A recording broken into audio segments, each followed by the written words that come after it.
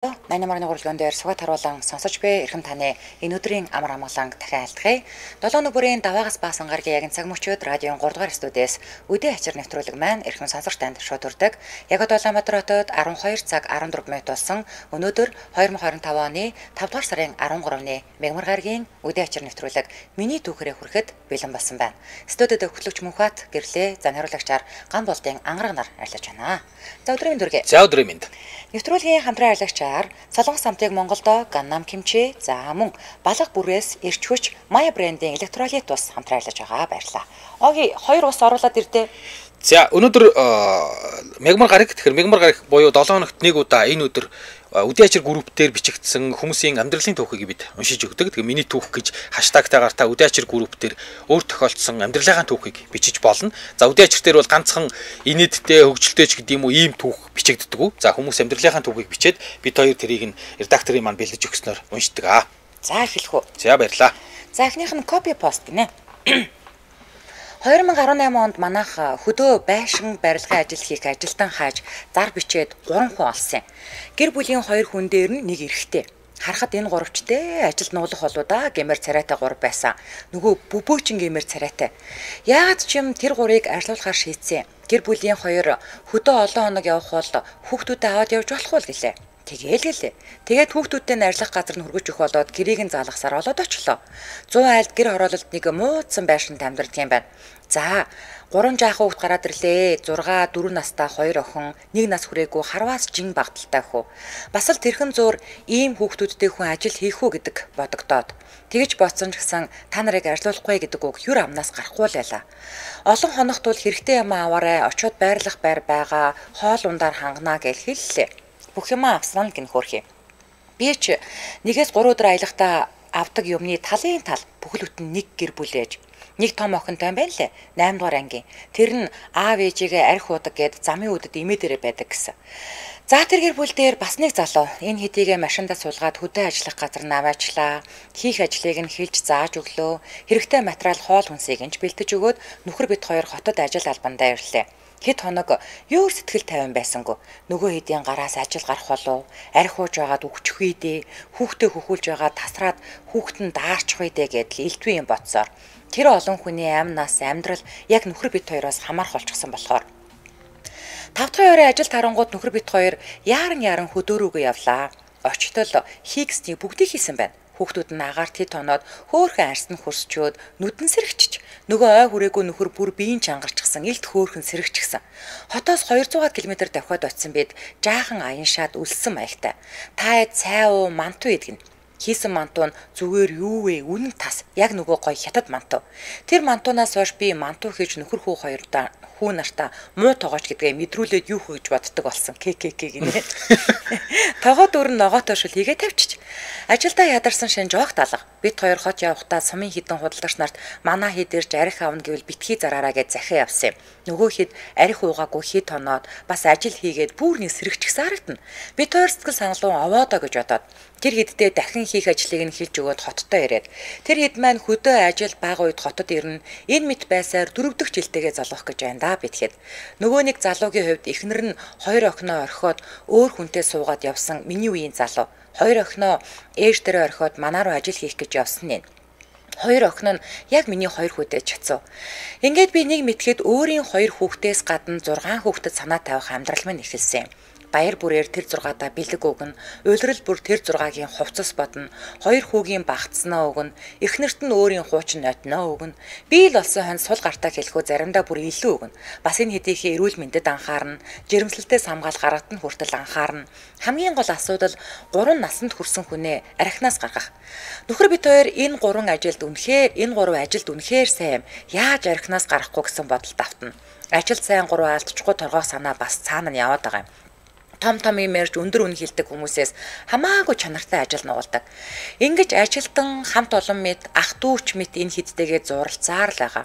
Гэр бүлийн хоёрын нөхөр нь айлын ганц хүү, аав нэгэн аймагт даргын ажил хашиж явсан эрэгтэй хөссөн нэгэн. Эхнэр нь тогооч, хотын нэгэн том сүлжээ ресторанд ахлах тогооч хийж байгаад архины асуудлаас ажлаасаа гарч ажилгүйчүүдийн игнэнд орсон. Хүн юм хойно сайн зан чанартай, бас муу зан чанартай л байгаа. Хүн хүнийхээ муу занг засаад, сайн занг нь олж хараад хэн хэндээ түшигтэй л явах амьдрал сайхан санагддаг. Миний хувьд хүнд туслах, сайн үйл хийх ажилд хизээ сэтгэл гараа татдгүй хүн. Заримдаа нэгэн сайн үйл хийх гэхээр яг яах учраа олдгүй л дээ. Энэ хоёр айлтай учирснаас хойш өдөр бүр шахуу сайн үйл хийж яваа мэт санагдах болсон. Хүнд нэг удаа туслаад өнгөрөх биш. Амьдралыг нь өөрчлөөд, ажил хөдөлмөр эрхлүүлээд, цалин мөнгийг нь өгөөд хин хиндээ тус нэмэртэй явах их сайхан л юм байна. Би ч кофе уухгүй нэг өдөр болж чаддгүйтэй л адил бидтэй энтер гэж бодоод хаяа бас арх авч өгнө. Энэ хэд маань ч бит хоёртой учирсандаа баяртай байдгийн. Сайхан байна, ажил олдохгүй олцсон нэг нь тохирсон мөнгөө өгөхгүй дээрлэх нь олцсон жаахан хідээрээ арх уугаа таардаг байсан гэдэм. Ганц би залуугийн аав ээж манай нөхрийг бүр шүтчихсэн. Хөөхий хүүг нь арьсуулаад амьдруулад байгаад талархаад зайлвал наадмаар 10 литр сүйтэй нэг хонтой шин дээл өмсүүлээд хот руу явуулсан. Ээж нь хүүхдээ бараг таниагүй гэсэн.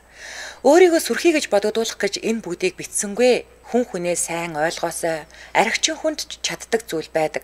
Тэр чадварыг нь олж хараад хүн хүнээ үнэлээд явах сайхан шүү гэдгийг өөрөө мэдэрсэн сэтгэгдлэл муухан найруулж бичиж байгаа маань энэ. Энэ хэдийхээ зургийг оруулаад л нэг сайн хүн болох гээд байхгүй. Энэ байшинд манай хэд амьдардаг юм. Өвлийн төлөө нүүрсийг нь эдэш уушийг нь бэлдээд өгсөн. Бас манаач гээд хідэн төргөөр цалинжуулчдаг юм. Бид 60-даа санаа зоохгүй энэ хэд маанч өнтөө сайхан өвлжчил байна да. Шинэ жил болох гээд нөгөө 6 хүүхэдтэй бэлэг бодож сууж агаад гарын үзүүрээр биччихлээ гинэ. За. Нэргүй сандаг жав. За, MJL радиогийн үдээ ачир нэвтрүүлгийг хаяа сонсдгоо. Гэр бүлийн туулж өнгөрүүлсэн амьдралтайгаа холбоод соёлын ялгааны талаар жижигхэн юм биччихье. Сургуулийн автобус 2002 он. Сэтгэлд хамгийн тодхон үлдсэн соёлын ялгааны дурсамж сургуулийн автобустай холбоотой. Анууд дунд сургууль бүрд өөрийн автобустай байх ба хүүхдүүдээ хаягаар тодорхой буудал дээрээс цоглуулдаг. Массачусетс мужид очоод 2-7 хоносны дараа нөхөр маань хүүхдүүдээ аваад ирлээ. Хүүхдээ сургууль бүртгүүлэхээр манайхаар бол дүүргийн боловсролын гэлцээр очиж ямар сургуульд орох нэр хаягаа заалгаж авлаа. Өөрийн машин байхгүй, автобус хаанаас хэдэн цагт яаж явдгийг мэдэхгүй. Тэр үед интернетээр шууд Google-дэд олох боломж маш хязгаарлагдмал бараг байгаагүй дээ. Мэдэхгүй учраас сургуулийн хаягаар нөхөр бид хоёр 10 настай хүүгээ дагуулсаар явган 1 цаг 30 минут алхасаар ирэх очихын 3 цаг зарцуулж баг хүүгээ бүртгүүллээ. Бид 3 цаг алхсан болохоор нилээд ядарч ирлээ. Сургуулийн хичээлийн эрхлэгч бололтой хүн маргааш өглөө энэ уулзуураас хүүхдийг чинь автобус авна гэж гэрийн ойролцох уулзуурын хаяг хэлж өглөө. Хүү маань англи хэлээр сайн ойлгохгүй, ойр зуурын хідэн хүүхдтэй л байсан баг. Маргааш өглөө нь хүүгээ сургуульд хүргэж өгөхөөр эртлэн босоод би оюутан байсан тул өөрийн хичээлийг тасалсан. Гуруула автобусаа хүлээгээд нөгөө заасан газарт нь очлоо. Автобус цагтаа ирв. Автобусны жолооч бас нэг хүн guard гэв. Тэгээд хүүхдүүд байна. Аав ээж хүү гуруулаад яваад орчлоо. Тэгсэн та нар буу энэ бол хүүхдийн автобус гэд учиргүй бид хоёрыг түлхээд байна. Учраа хэллээ. Хүү маань анхны өдөр явж байгаа англи хэл мэдэхгүй дөнгөж ирсэн тул манайх машин байхгүй хүүгээ хүргэж ангид оруулж өгмөр өгнө гэв. Үгүй болохгүй л гэж байна. Тэгэхээр нөхөртөө хүүхдийн унаанд эрэгтэй хүн суулгахаас айж байгаа юм байлгүй чи бууж бай би яваад ирэх гэлээ. Нөхөр буунгууд би яваад ирэх гэж жолоочд хэллээ. Болохгүй та бас буу гэд байна. Яасан учир нь ойлгохгүй хачин улс бай гэж амандаа үгсээр хүүхдээ өгтлөөд автобуснаас буухаар зөвглөв. Тэгтэл нөгөө автобусны жолооч харгалзагч буюу guard хоёр надад хүүхдийн нэрсийг жагсаалтаа хуудас үзүүлээд энэ хүүхдийг энэ буудлаас авчир гэсэн тул заавал авчих ёстой гэд хүүхдийн маа нөгөө гараас нь татлаа. Би яаж хүүхдээ өгөх үү? Нөгөө гарнаас нь татаастай. Би өөрөө хүүхдээ хүргэж өгнө гэлээ. Хүү маань дунд нь айсан янзтай. Харгалзагч нь том биетэй хар хүн байсан ба тэр үед хар хүнтэй хүү маань их харьцаж үзээгүй байсан юм. Нүдэнд нулимс цэйлэгнээ зогсож байна.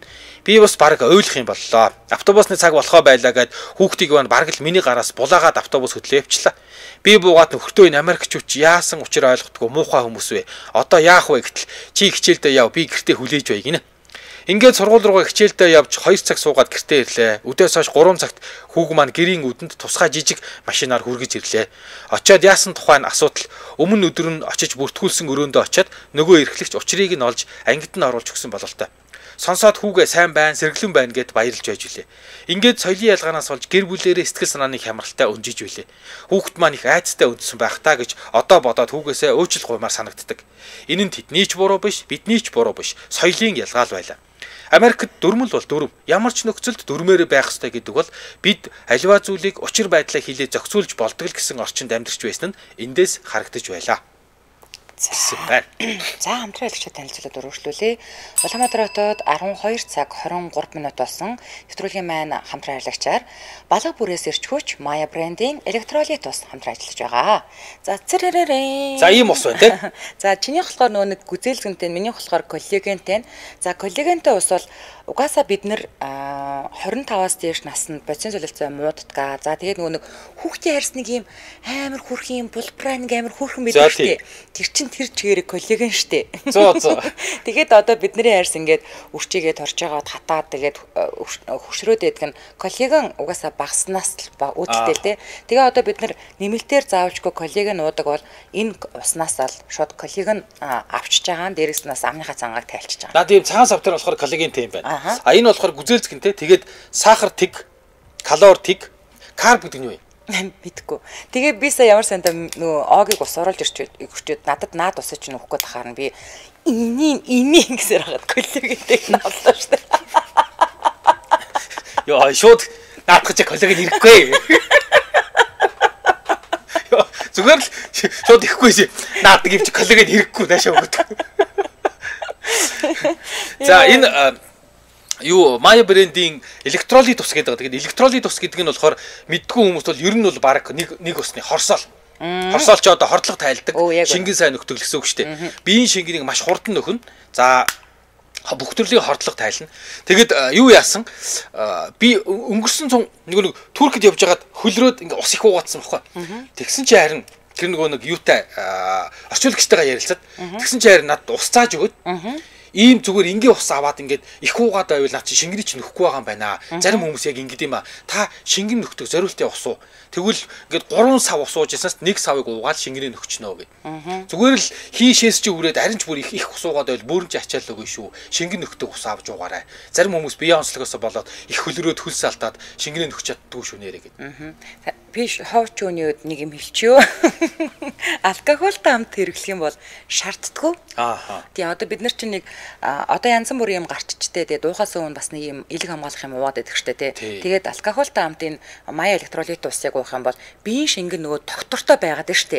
Тэнгүүд маргааш нь бид нар ингээд үхэж байгаа юм шиг ам хатаа ингээд үхэж сэрдэг штэ тий. Тэгэхээр маргааш нь суц нарийсад цусан ангамж муудахгүй хордохгүй байх нь. За тэгээ илүү дэлгэрэнгүй мэдээллийн 77 71 55 98 69 48 49 гэдэг утаснаас аваарай. За тэгээд Maya Water гэж хичээд Facebook пэйж рүү орох боломжтой. За бүх сүлжээ дэлгүүрээр 20% хямдарсан байгаа шүү одоо. За ингээд нэвтрүүлгийн хамтран ажиллагчаар балга бүрээс ирч хүч Maya брэнд электролит ус хамтран ажиллаж байна. Баярлалаа. За баярлалаа. За үдээ ачаар нэвтрүүлэг радиогийн 2 дугаар студиэс миний түүхээр өргөлжлөн хурж байна. Дараагийнх нь нэрээ нууцлсан сонсогч байна. Миний түүх зүгээр л хүмүүстэй хуваалцмаар санагдаад төгсгөл бус өргөлжлөл гинэ. 1994 оны тэр нэгэн жавартай өвлийн өдөр цонхны цаадах тэнгэр бараан салхи хормоноос шүрдэн хотын дээгүүр гунигтай эсгэрнэ. Нэгэн эмэгтэй цонхон дээр ганцаар зогсож байв. Түүний дотор эргэлзээ, айдас, баяр гуниг зэрэгцэн тэмцэлдэж байлаа. Тэр жирэмсэн болсноо мэджээ. Энэ мэдээ хин нэгэнд бол хамгийн сайхан бэлэг байж боловч тэр эмэгтэйд энэ бол баярлах айх хоёрын завсарт тийм нэг хэцүү мэдрэмж. Нөхөр нь сүүлийн үед гэртээ бараг ирэхээ болж шөнөөр гадуур хоноглох болсон. Тэд охин хүү хоёртой. Эмэгтэй 3 дахь хүүхэд нь тэднийг эргэн ойртуулах болов уу гэсэн гордлого тээсээр.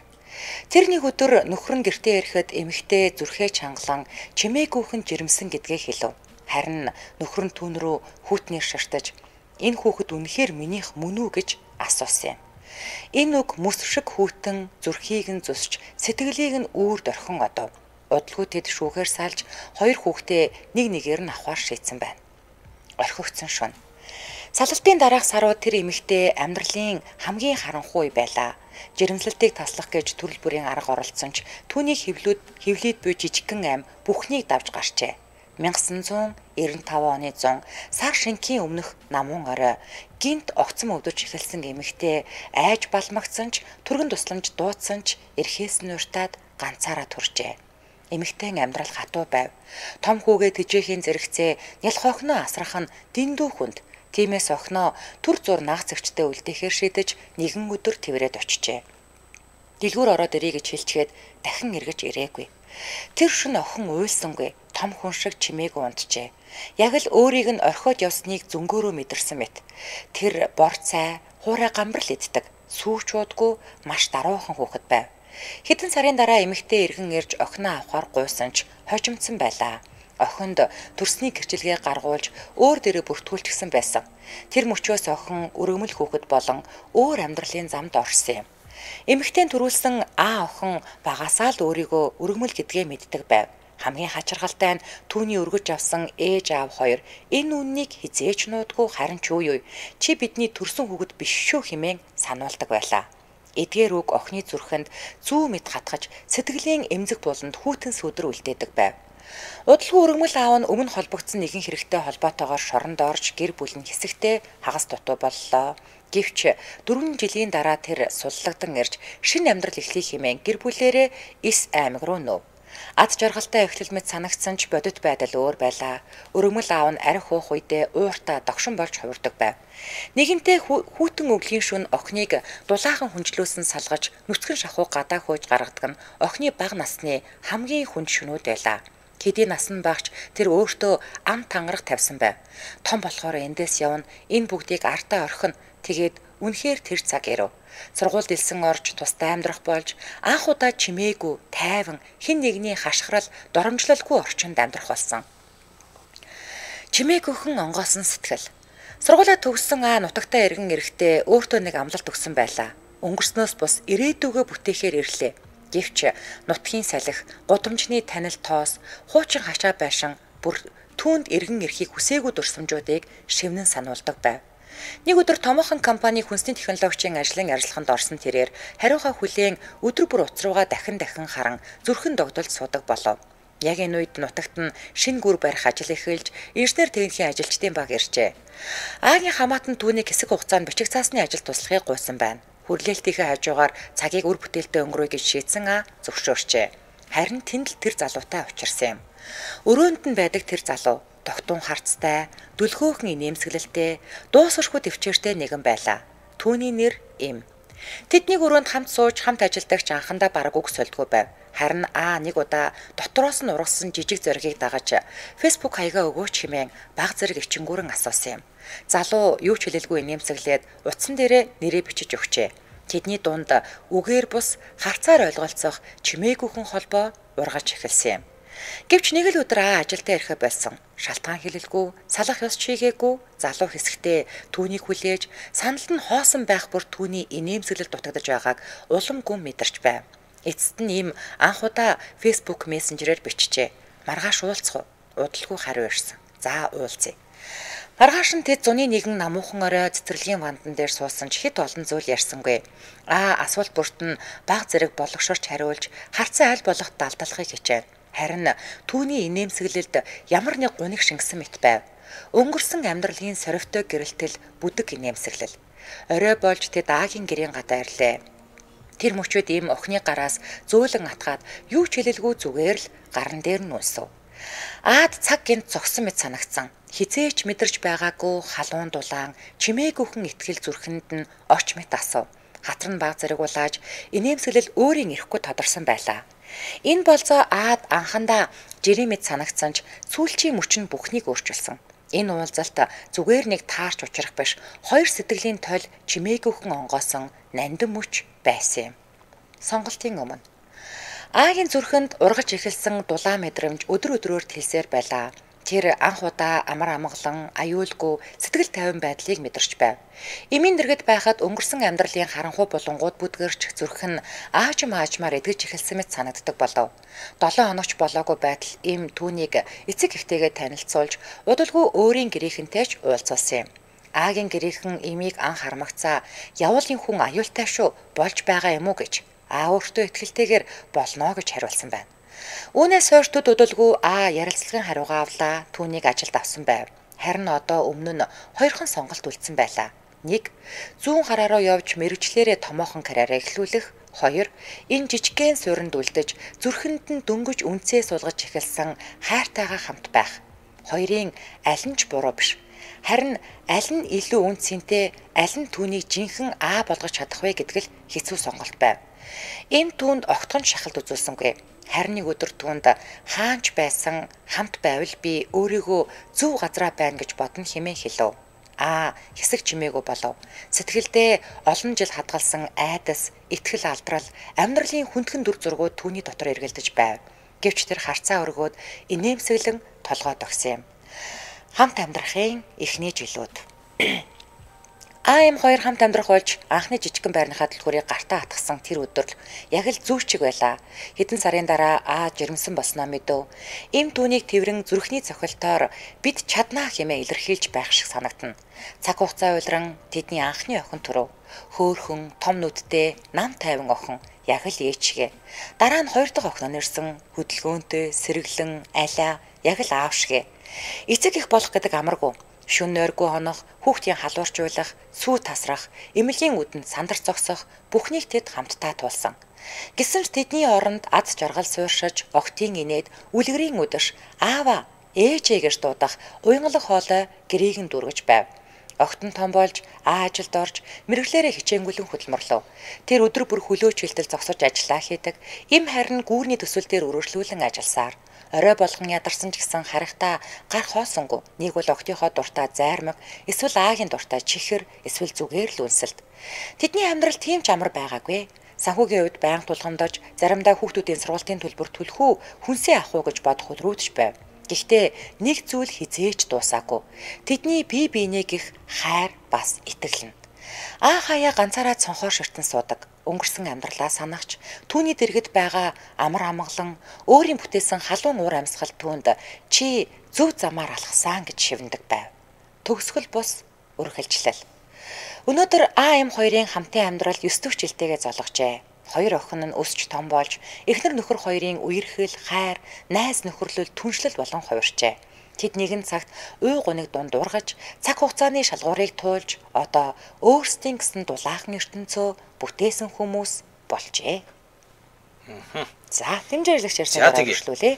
Улаанбаатар хотод 12 цаг 35 минут болсон нэвтрүүлгийн маань дэмжээрлэгчаар ондоо ап дотор бүүм бокс нэгдлээ гэд ондоо дэмжиж ажиллаж байгаа. За та ондоо апасаа датагаа зэнэглэх бүрт хүрд эргүүлж iPhone, MacBook, iPod, PC чихвч ухаалаг цаг, Osmo Mobile TV speaker болон олон төрлийн эрхийн бичгүүд гэх мэт 666 бэлэгнээс өөрийн болгох боломжтой. За өдөр бүр ондоо хэрэглэгчдэд нэг удаа спин хийх эрх болж орж байгаа. За хэрв апа татаж амжаагүй байгаа бол шинэ хэрэглэгч болоод 66 GB бэлгэн даваарай. Утас нь 1866 66 1866. За ингээд нэвтрүүлгийн дэмжиж аялагч ондоо баярлаа. За ондоодоо баярлаа. Нэрээ нууцлсан сонсогч. Та бүхэнд энэ цагааг дамжуулж унших, сонсох өдрийн мэндийг хүргэе. Ойрын хідэн өдөр нэг л их гунигт автсан өдрүүд өнгөрлөө. Яагаад гэх бахал та заримд нь бүр хамаачгүй байж магад. Гэхдээ хүн гэдэг бодгол нэг зүйлийг тууштай даган бишрэх, түүнээсээ мууг нь харсан ч сайнаар өөрийгөө бүтээх тухайн үеийн залуус мөн ирээдүйн дүүнерт сургамж бас сайхан түүх болон үлдээсэй гэж бодон бичлээ. Би одоо 27 настай төрийн албан зүтгэдэг жирийн нэг офицер эмэгтэй. Би анх 13 настай байхдаа Айстов хамтлагийн дууг сонсож байлаа. Тухайн үед юу ч ойлгоогүй ч мэдрэмж намайг энэ хамтлагийн дуунд дурлуулж энэ үеэс би хипхоп хөгжимд хайртай болж эхэлсэн юм шиг. Шинэ дууг нь алдалгүй сонсож, догдолж, сэтгэл хөөрдөг байсан дууны үг хүрийг нь цаасан дээр буулгаж цээжилдэг байлаа. Тухайн үед 10 жилд байхдаа багш нар бас гэр бүлийн үеийн хүүхдүүд намайг буруу зам руу орж байна, ирээдүйн ойлгомжтой гэх хэмчлэн ярьж байсан. Одоо харахад бүх зүйл эсэргээрээ юм байна гэдгийг тэд бас ойлгосон. Тэр хүмүүс тэр дундаа оргил эрдэнэ гэдэг хүн ямар их хүмүүжлийг өвдүүлж үлдээсэн харахад одоо надад бахархмаар бас харуусмаар санагдаж байна. Сэтгэлийн үгээ хорвоог орхисон шүтээндээ зориулж бичгийг хүслээ.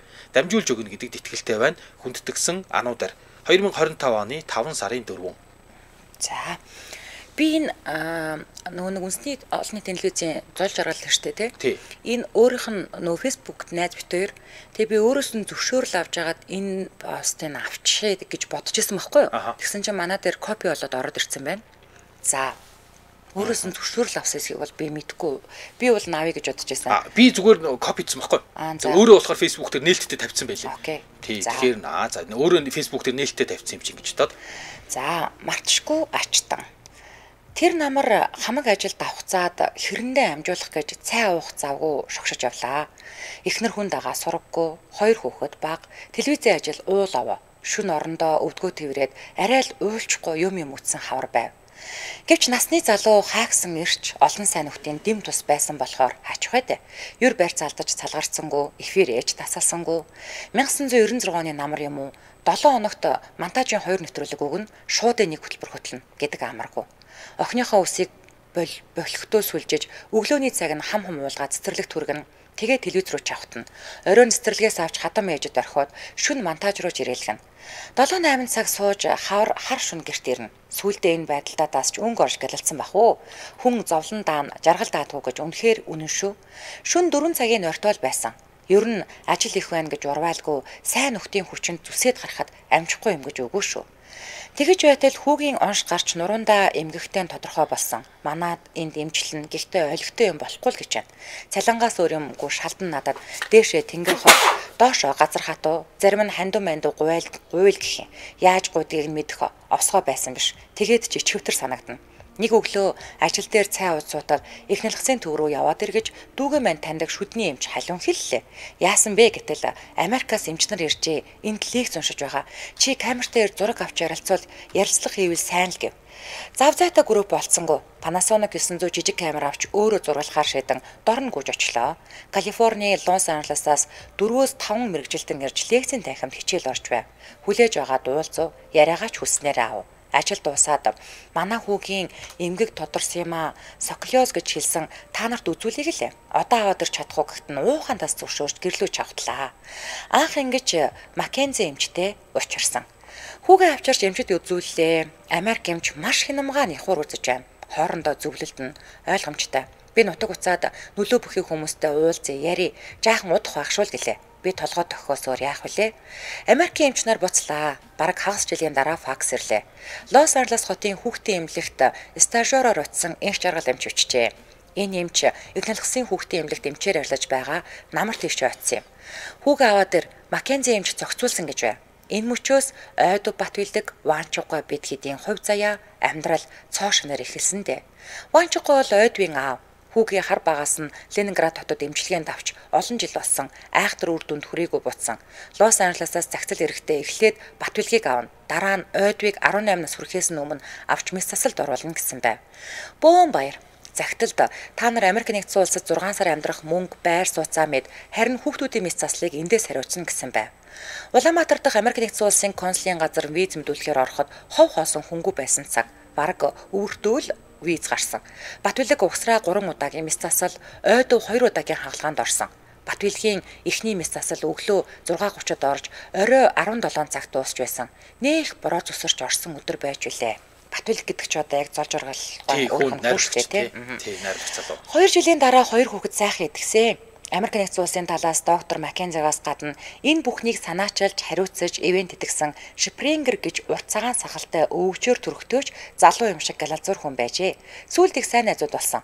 Бидний эмнэлэгт байхад тентхийн шин танил Давид Холли хоёр байнга иргэн. Энэ хоёр бараг хуурай ээж амт болсон. Монголд 14 жил дараалан ирсэн хоёр 21 аймаг шот хамт явсан сайн хүмүүс байдаг юм билээ. Шпингер гуй бас Монголд хэд ирсэн. Том төсөл үйл ажиллагаа хэрэгжүүлсэн. Батбилэг ойдов хоёрын гол авралын бурхан нь Маккензи эмч. Манер Лос Анжелес хотын хүүхдийн нэгдсэн эмнэлгийн нэг орлогч захирал бас тэндээ ирэх мэдлэлтэй нөлөөтэй хүн байсан. Америк эмч нарын ач тусыг яаж хариулна вүлээ гэж өдрийн бодол шүний зүүд болов. Зуучилж хөөцөлдөж байгаад хоёр хүүхдийг хүнд мэс засалд явуулав. Сайхан идэгрээд ирсэн. 2000 оноос энх жаргал эмчийн аав Бадам гаруугай Ванчугой бид 3 нийлж тусламжийн тэрэгэнцэр сангаж сайн дурын байгууллага байгуулав. Дандаа дахир дутуу тулах хэрэгтний цонхтой юм уу өндөр наснуудад туслах зорилготой байгуулсан юм. Америк нэгдсэн улсаас олон төрлийн таяг тэрэгэнцэр оруулж ирэх зорилготой үнгүүл авна гэж. Үүнийг тентхийн хүмүүнлэгийн тэрэгэнцэр сантай холбоо тогтоон хүсэлт гаргаж эхлээд нэгнгүү анкет бүглэж явуулах ёстой. Тэрнийг бүглэх гэж хэдэн тоон бичиг цаасны ажил болсон доо. Ванчиг ах ууйггүй. Би би хаяа хаашрна. Тэгж байж нэг юм болсон. Ванчугааг дагуулад би ажлын хажуугаар анката бөглөхөөр гэр хороолол дуусгасан бизээ. Нохоо шуугуулж хаалга балбан явган нүцгэн айл болгоны хашаа нудаж 2 жил явсан. Яагаад гэвэл хөгжлийн бэрхшээлтэй иргэдийнхээ чухам ямар өвчтөг нарийн битсэн анкет бөглөх хэрэгтэй учраас эхлээд хэмжилтийн анемез авна, зураг авна, угаас загвар өгч явуулсан. Монгол айл бүрийн гэрийн мухарт нэг хэвтрийн хөгшин юм уу? Хөл гар эмгэгтэй хүүхэд байдгийг тэгтэл мэдсэн. Бас болоогүй Хөдөө аймаг сумдаар явж цуглуулна. Телевизийн дарга маань арга нь орогдоод та эндээ ажиллах уу? Гадуур элдв юмаа хийх юм уу? Нэгийг нь сонгодоо гэхээр нь би нэг ч өдрийн эфир нормыг нэвтрүүлгээ таслаагүй гэж амийг нь тагалсан. Өөр яалтай. За ингээд Америк нэгдсэн улсын хүмүүнлэгийн тусламжийн тэрэгэн цэр тулах таяг, суг таяг, зөөлөвч, сургалтын материал зэрэг 40 тонн контейнер дүрэн бараагаа авлаа. Гэвч тэрний аваад хаана хадгалах вэ гэхлээр хашаа олддгүй хэсэг мөгөнсөн. Сайн санаатай хүмүүс тусалсан. Тэрэгэнцэр тусламж болгож тараахад цаанаас мэрэгжлийн арга зөөж хөдөлгөөн заслын эмч нар ирнэ гэж байсан юм. Ванчугаа бит хоёр мөнгө авахгүй. Хаана болгож юугаар хооллож хөдөө яаж авч явах вүлээ толгоон өвчин. Ванчугаа бит хоёр хотын гудамжаар албан байгууллагын хаалга тогшож мөнгө гуйж зөндөө л явлаа. Гадаад хэлний курс арилуулдаг нэг багш хүүхэн анх $50 өгөхт нь көмөх баярлаж билээ. Шар ариг хамтлагийн ганхуу найз маань баггүй тусалсан. Ерөнхийлөгч асан Батулга Чингэлэг хашаанда байрлуулж дэмжсэн. Төлбөр аваагүй. Жил болгон энэ ажлаа хийж Ванчугаа ойд Батулг бид дөрөв сайн сэтгэлд хүмүүсийн тусламжаар 21 аймаг 3 тойрч 200-аад сум оржээ. Аймагуудад халамжийн байгууллагын мэргэжилтнүүдийг туршина. Удалгүй бидэнтэй Нью-Йоркоос, Канадаас, Швейцараас сайн дурын элч нэмэгдэж өстой атгсан шагаашаг нэг гэр бүл болж 11 жил тасралтгүй хөдөө явж Швейцараас Эна, Францаас Жюли ирнэ. Мөн ч олонд өрөөл татанхаа ундаг тусдаг хүмүүсийн гэрээр орлоо. Хөдөө амьдрал хэцүү юм билээ. Нүд талтармаар хүмүүсийн амьдрал ядруу. Оюуны хомсолтой хүүхдүүд олон ярьж чадахгүй, явж дийлэхгүй хүн танихгүй Батулг бит хоёр нэг баримтат кино хийж үлдээсэн юм. Гараа гаргая гэж хийж байлаа. Гаргах газар байдаг бол тэр үннийг одоо нэг үзүүлгсэн. Инжил Маккензи болон Америк нэгдсэн улсын сайхан сэтгэл дэмжнэрийнхээ ачийг хариуллаа гэж хэсэгтээ сэтгэл амарч үлдсэн. Түүнээс хойш 13 жил өнгөрчээ. Гадаадаас хүн өрөвөл нүүр бардам болжээ. Хооллох ресторан, зоогийн газар, зочид буудал алхам тутамд байна. Хөдөө явбал дурайсан сайхан зам хүүрнэ. Биднийг 11 жил зөөлсөн Цэргэлэн Баатар жолоочийг маань Америкийн эмч нар магтаж, ёстой алтан гарт хүүх хэмээн эрхийн хурууга гоцоолгоно. Устай, цастай, шавартай, шуургатай ямар ч үед явуулаагүй дээ. Дөрөвхөн Америкаас муу мэдээ авлаа. Маккензи эмч маань Тэнгэрийн оронд задралжээ. Ойд Батулг төдийгүй Монголын 100 хүүхдийн эрүүл мэндийн төлөө их зүйл хийсэн эмч байсан да. Эхний лагсын төвд хэдэн жил дараалан ирж бүхэл залуу эмч нарт хичээл орж байв. Тэртээ жил бидний амьдралыг орвонгоор нь сайн руу эргүүлж чадсан ачтан байсан шүү. Мөнхийн хутаг олж сайн төрөлд эргэж төрөөрэй. Үүр дурсах ачтан билээ та. Сэтгүүлч зоолж аргал солийн гавьяа зүтгэлтэн. За ойлоо нэг хамтран хэлж яриад та тий. За Улаанбаатар хотод 12 цаг 46 минут болсон. За нэвтрүүлгийн маань хамтран ярилцагчаар Солонгос хамтыг Монголд Ганнам Кимчи хамтран ажиллаж байгаа. За 2020 оноос хойш тасралтгүй үйл ажиллагаа явуулж байгаа. За Монголдо цор ганц яг оюуны өмчийн бүр гэрчилгээтэй, патенттай. За бүгд найрамдах Солонгос улсын хүнсний технологичтой ийм байгууллага гинэ. Тэгээ Солонгос хүнсний технологичтой юм байна. Тэгээд Ганнам амтд царимс гэж байна, Ганнам шарсан кимчи гэж байна, Ганнам ууттай болон савтай кимчи байна. Тэгээд Тактуританы соус байна, Жэюгийн соус байна, бүх төрлийн мах амтлагч байна. Тэгээд Ганнам 3 төрлийн бэлэн гурил гин. 300 г-аар ингээд дугуй гурил, 450 г-аар чигэнсэн бэлэн гурил, хайрсан гурил хүртэл байд юм байна. За манайхан өдрийнхөө хоолн дээр эдний бүх төрлийнх нь кимчинүүдийг ийдсэн. Надад хамгийн таалагдсан Ганнам шарсан кимчи. Ер нь өмнө нь ч гэсэн авдаг байсан. За тэгээд эн чинь нөгөө нэг даршилсан учраас нөгөө пробиотик гэхтэй. Яг тэгвэл тэнд чинь нөгөө нэг бактери үржиж байгаа штэ даршилсан. Одоо нөгөө нэг сүү тарганд одоо нөгөө нэг ашигтай бактери байдаг гэдэг чинь яг тэрнтэй адилхан одоо эн чинь тусалж уугсус нэмэлт эсгэгч ороогүй тэнгүүтээ гидсний ашигтай бактери агуулсан хоол боловсруулалтыг сайжруулж гидсний эрүүл мэндийг дэмждэг гэдэг байгаа байхгүй юу. За дээрэс нь эрслэг багтаа тэжээлэг гэж байгаа. Бага калоритой мөртлөө нөгөө нэг эслэг амин дэмээр баялаг эслэг сайн юм идэх юм бол бидний гидсний гөрүүлзэх хөдөлгөөнийг сайжруулад за тэгж ярьдаг тийм. За тэгнь за тэнгүүтээ жин хасах зорилготой хүмүүст ялтч маш тохиромжтой. За тэнгүүтээ антиоксидант ихтэй гэж байгаа. Эсгэх явцад бий болсон бодисууд нь хөшрөлтийг удаашруулж хорт бодисыг сарамжуулаад байгаа. За ер нь бол нөгөө нэг дархлаа дэмжин бас яг тэгэхээр зэрэг саримс хар перцээр амталж байгаа штэ. Тэнгүүд энэ нөгөө нэг саримсыг чинь бид нэр угаасаа бүр ингээд зүүдэг шүү хүүхдтэй тий. Тийм тэгэхээр сарамс хар барьцсан ханаа томооны эсрэг үйлчлэгээтэй. Тэгээ монголчууд угаасаа уламжлалт хангаах ухаанд хэрэглэсээр ирсэн. За тэгвэл халуун ногоонд мэдрэг бага насны болон өндөр настай хүмүүст мэдээж тохиромжгүй халуун ногоо идэж чаддаг хүмүүс байдаг штэ. Гэхдээ зөв хэмжээнд зохистой хэрэглэл бол бие тустай байгаа шүү. Эднийх нь кимчигээ ингэдэг гинэ. Яг Монгол хөрсөнд өөрсдөө тарьж ургуулсан байцаагаар идэг гин. Тийм. Тэгээ химийнээр ямар ч бодис хугацаа уртцагч хийхгүй. Дээрээс нь нөгөө юуны уксус хийдэггүй. Яг үндсэн орцоор нь нисгэдэг.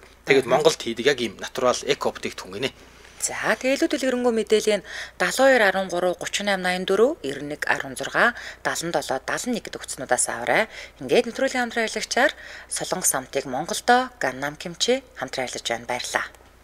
За энэ үрээд 2025 оны 5 дугаар сарын 13-ны Мягмар гарагийн үдээ ачаар нэвтрүүлэг радиогийн 20 дугаар студиэс миний түүхээрээ шууд хүрээд өндөрлөж байна. За нэвтрүүлгийн маань хамтран ажиллагчаар Солонгос самтыг Монголдо Gangnam Kimchi за мөн балга бүрээс ирч хүч Maya брендийн электролит бас хамтран ажиллалаа. Баярлалаа. За баярлалаа. Дэлхийн монголчуудын эмжил радио 88.3